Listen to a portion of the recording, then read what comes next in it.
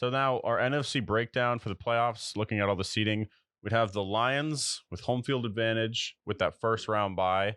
And then setting up the matchups for the 2 seed, the Eagles, 3 seed, the 49ers, the Falcons, Bears, Seahawks, and Cowboys. Setting up a first round matchup of the Eagles and Cowboys, classic NFC East bout, 49ers and Seahawks, classic NFC West bout, and the Falcons and Bears, two up and coming teams. So thoughts on the matchups?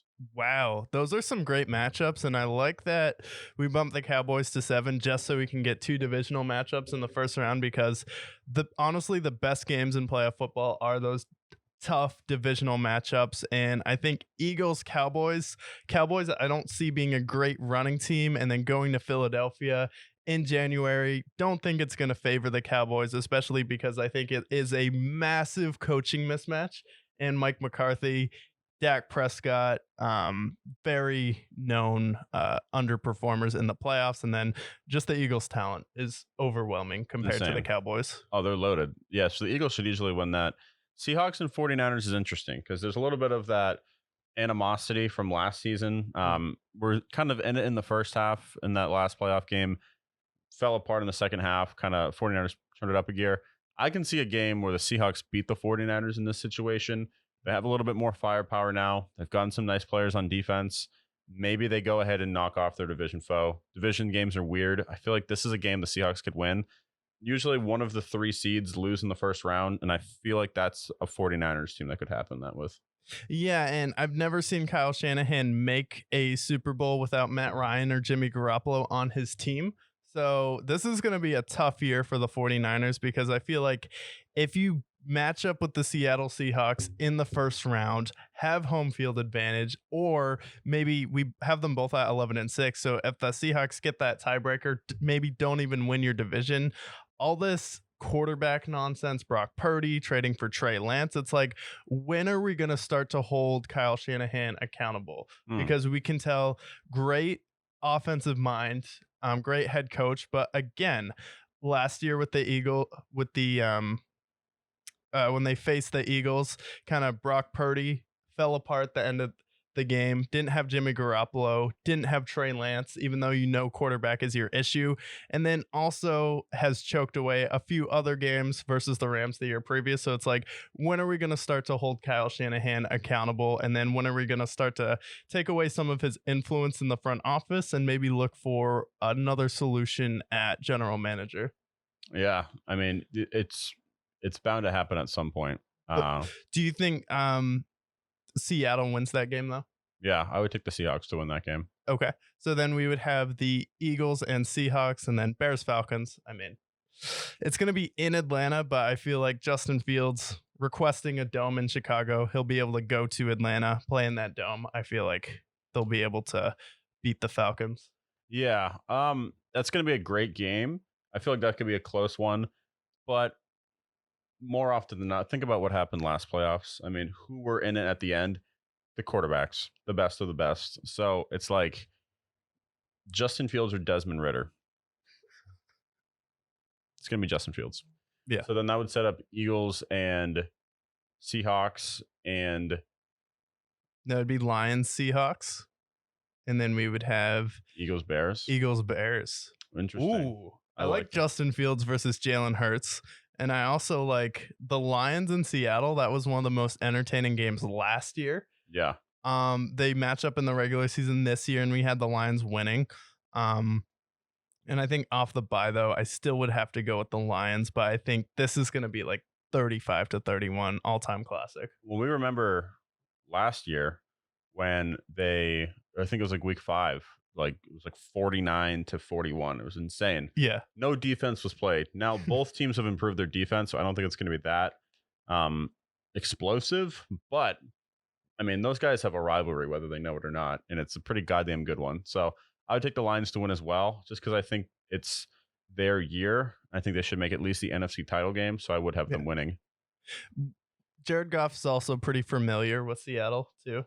Yeah, of course, being in the division all these years. Yeah, and I would go like, honestly, in the playoffs, Jared Goff has the most playoff experience out of any quarterbacks in the NFC, which is pretty wild to say. Yeah, We forget he's been in the league for a long time now. Yeah, he's He's been been to the a Super Bowl, been to an NFC title game. He's been around and he's won games. He's had some pretty great playoff performances.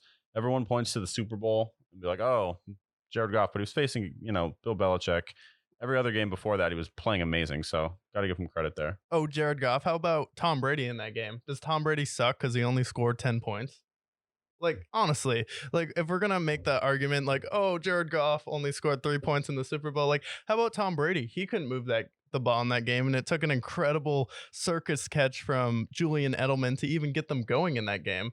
So it's like we were watching that Super Bowl. LeBron James was tweeting out like, "Oh, can we get a Woj bomb? Because this game is honestly worse than watching soccer." A lot of people weren't into that Super Bowl. It's like Tom Brady won the game, but he also struggled mightily. Does Tom Brady suck all of a sudden? Like, no. And I get Jared Goff doesn't have a Super Bowl, but he's still been to one, which Yeah. not a lot of other quarterbacks in the playoffs can say besides Jalen Hurts. Yeah.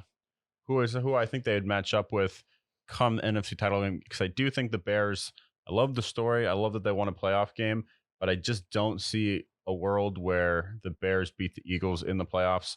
You have a coaching mismatch. Quarterbacks, I would give the edge to Jalen Hurts. Weapons, I'd give the edge to the Eagles. Running backs, I'd give the edge to the Eagles. Offensive line, their defense, even their special teams, everywhere. I think this would be a pretty easily won Eagles game, setting up Lions and Eagles in the NFC title game. That's tough. Because you have D Swift coming home. So you have a little bit of that rivalry. And then kind of have the battle of the young coaches, almost the future of the NFC as far as coaches. You have a young Nick Sirianni, who a lot of people compare to Andy Reid, following him up in Philadelphia. The way he's been able to change that culture, the offense, he's definitely a player's coach similar to Andy Reid.